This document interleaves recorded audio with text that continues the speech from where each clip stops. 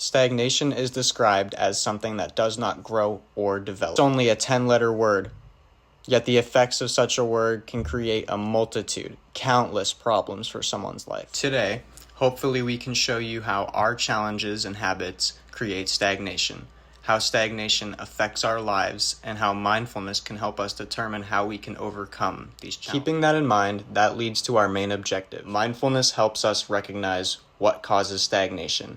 Acknowledgement, acceptance, and motivation help us overcome our challenges and work towards productivity. Hi, my habit was pessimism. Pessimism causes stagnation because when you spend so much time worrying, it becomes really difficult to do any work. My habit was procrastination, and procrastination leads to stagnation because you're not doing certain tasks and completing certain actions, which makes you stay in the same place and helps you not move forward or grow as a person. Hi, I'm Josh, and my challenge is losing focus and being too easily distracted. Being too easily distracted can cause stagnation because being too easily distracted often leads to a lack of productivity in getting things done.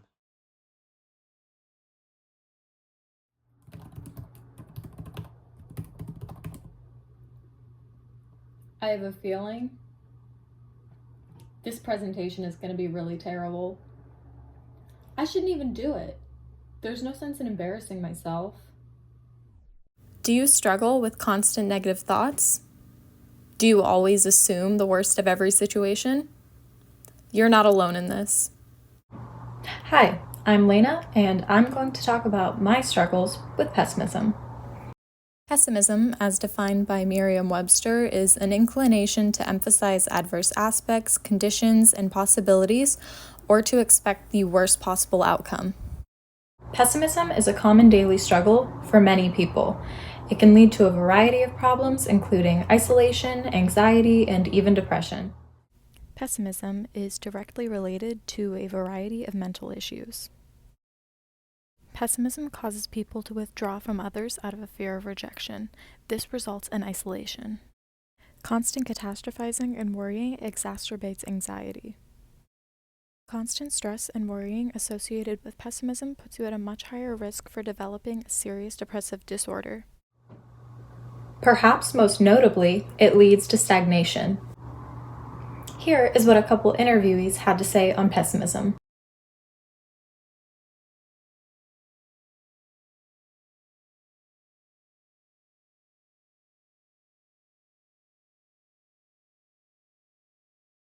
So it seems a lot of people agree. Pessimism doesn't just impact you mentally, it harms your ability to do productive work. My own pessimism often prevents me from getting things done. I spend so much time perseverating on the worst case scenario that a lot of the time I don't actually end up doing any work. To perseverate is to have or display an involuntary repetitive behavior or thought. As you can imagine, this puts me in a bad situation as deadlines approach. If I hadn't spent so much time worrying, I would have been able to get a lot more done. A study done by the National Science Foundation found that the average person has around 12,000 to 60,000 thoughts per day, 80% of which are negative. You can imagine how this would impact someone's ability to do productive work. Managing pessimism is important for your mental and physical health. It will help you lead a happier, fuller, and more productive life. The impacts of not managing pessimism are apparent, so clearly this is a big issue. Dealing with negative thinking can be a real struggle, but thankfully there are solutions. The practice of mindfulness has been really beneficial in managing my own negative thinking. When pessimism causes stagnation, the practice of mindfulness can help us recognize and put a stop to senseless worrying, which in turn results in productivity. Equally as helpful have been the mindfulness meditations. The goal of many of these meditations is to be more aware of your surroundings and present in reality. Some of the meditations that I found especially helpful include the loving kindness, open presence, and breath and sound meditations. I've even begun to notice that I've been taking the principles from these meditations and implementing them into my everyday life. So being more aware of my breath, the physical sensations I experience, and the sounds around me. Regularly practicing these meditations has really given me the chance to step out of my own head. Though I haven't completely eradicated all negative thinking, being more mindful in my everyday life has really been beneficial in helping me manage my negative thoughts and pessimism. I feel far more in control of my thoughts. I no longer drown in my worries, and I am able to use my time productively. Hello, my name is Greta, and my habit that I will be talking about is procrastination. I will be talking about procrastination, the definition of it, and the consequences of procrastination, and what happens when you don't overcome the challenge of it. Procrastination is a common struggle people face, but how to overcome procrastination isn't as hard as people think.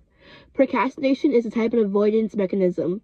People use procrastination to avoid certain tasks or actions that bring negative emotions. The definition of procrastination is the delay or postpone of certain actions and tasks.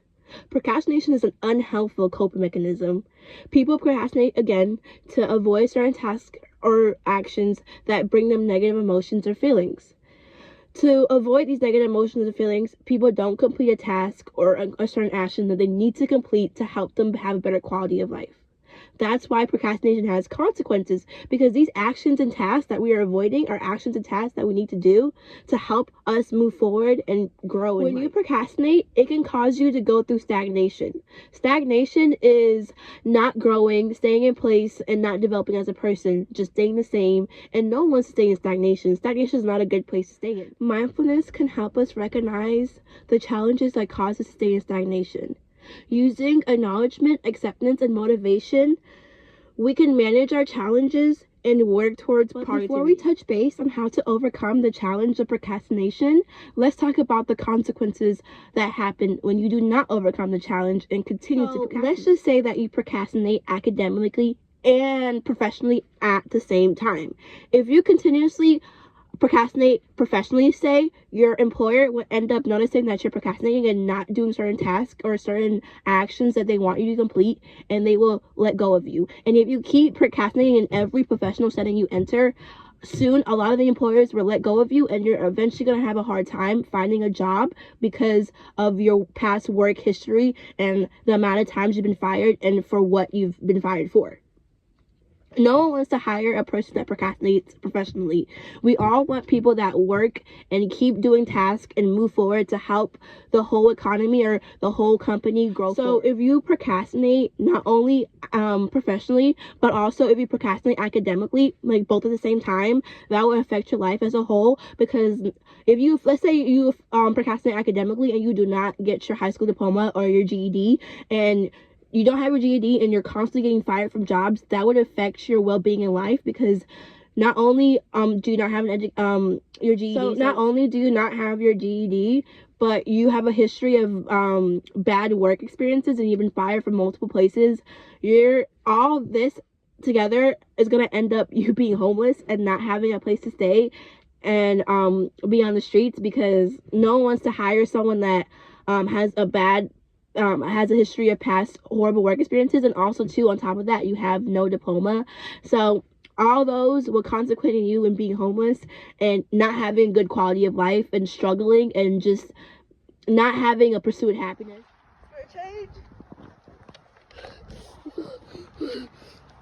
For change.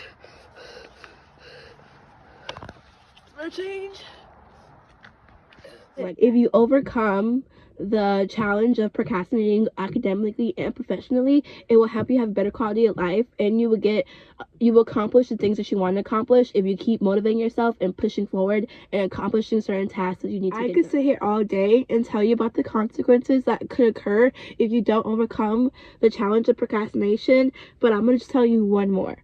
This consequence could happen if you procrastinate socially.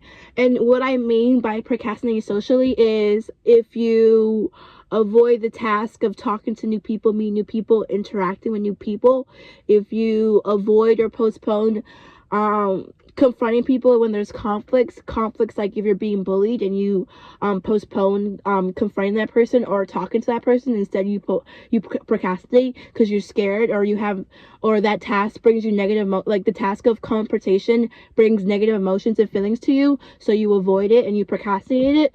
Or if you like procrastinate like, you know, small talk, or, you know, talking to people and you're just by yourself, because talking to people might make you nervous or bring negative feelings. So by avoiding those feelings, you avoid doing that task of talking to people. So that's what I mean by procrastinating socially. Just avoiding talking to people, avoiding interacting because it makes you feel bad or brings other negative emotions like anxiety or etc. So if you procrastinate socially, the consequences that could happen from that is you just don't have any friends. That's sad to say, but you're just alone. You don't have any friends. You don't have anyone around you. You don't have like acquaintance. You don't have an acquaintance around you because of the fear and of the negative emotions that, you know, talking to people or, you know, the task of like speaking to people brings to you. So you avoid it and you procrastinate it.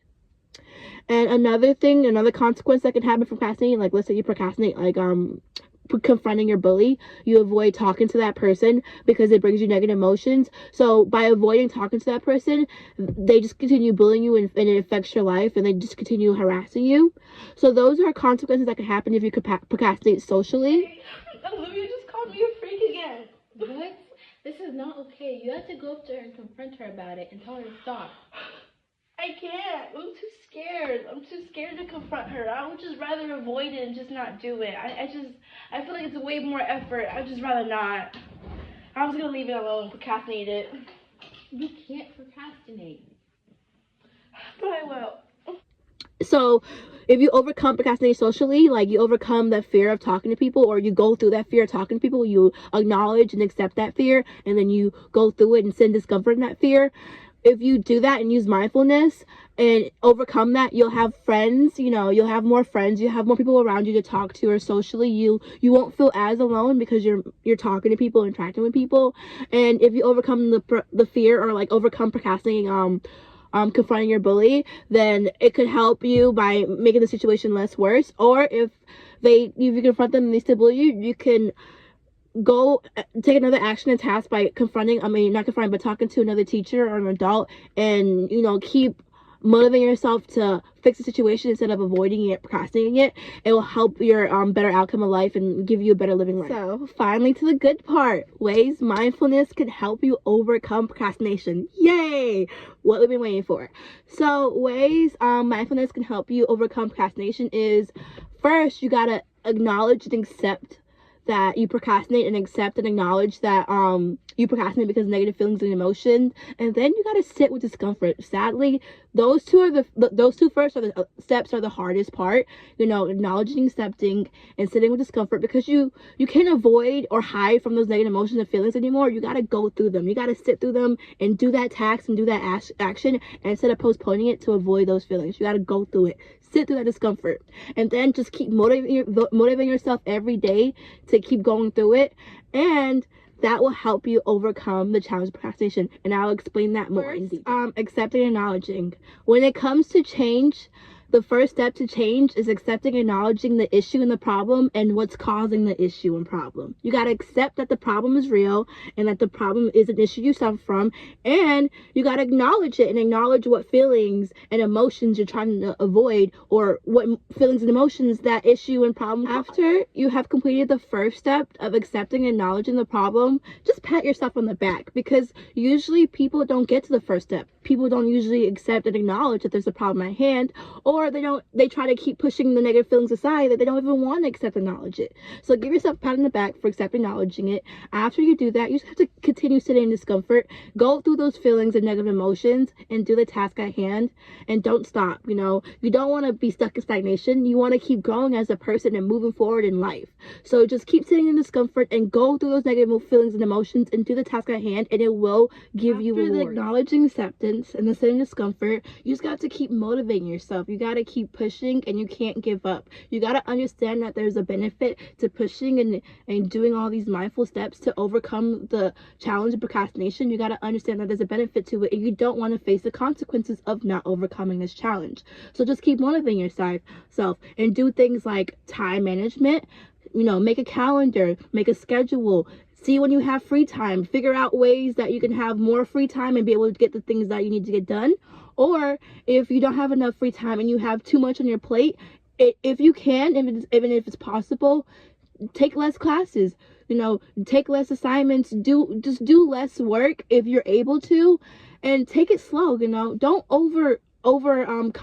compensate and take too much on yourself. Take it easy, take it slow, and it's okay to do less work if you're able to help it on your own emotional well-being. Using all those mindfulness skills and those few tips I gave you at the end will help you overcome the challenge procrastination. It's hard to overcome challenges, but just keep working and pushing yourself, and the hard work will pay off and there will be benefits to it. Have a good day, and I hope you overcome your challenges and don't stay in stagnation and keep moving forward.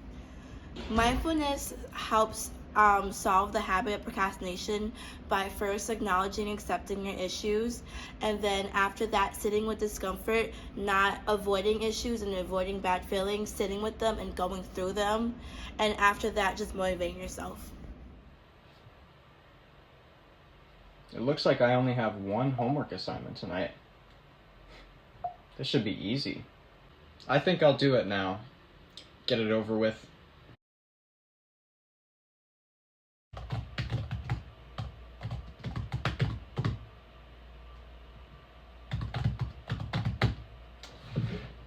The weather looks really nice. I think I should go for a walk.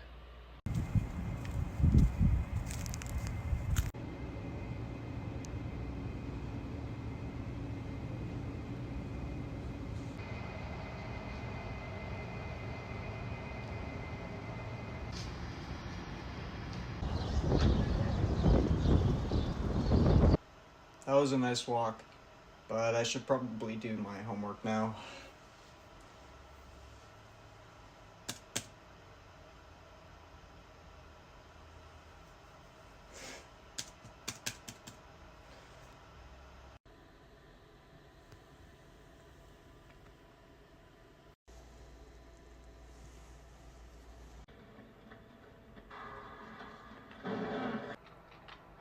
Well, that was fun. But I think I should probably start my homework now. Oh my god, it's 12:01. The assignment was due at 12 o'clock. I'm already late and I haven't even started it yet. I'm cooked. Well, if only I wasn't so easily distracted, I would have been able to get it done. That's a situation I find myself in way too often. I wonder, how can being easily distracted affect someone's life? To answer this question, I interviewed 3 people, and I asked them what effects being easily distracted can have on someone's life. This is what some of them said.